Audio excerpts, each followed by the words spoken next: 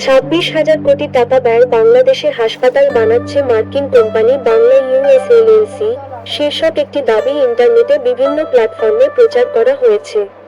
Rumour scanner টিমের অনুসন্ধানে জানা যায়, বাংলাদেশে মার্কিন কোম্পানি বাংলা ইউএস এলএলসি কর্তৃক গৃহীত হাসপাতাল প্রকল্পের 2,000 কোটি এবং 26,000 কোটি টাকা বাজেট সংক্রান্ত তথ্যটি সঠিক নয়, বরং মূল বাজেট যা প্রায় 20,000 কোটি টাকা।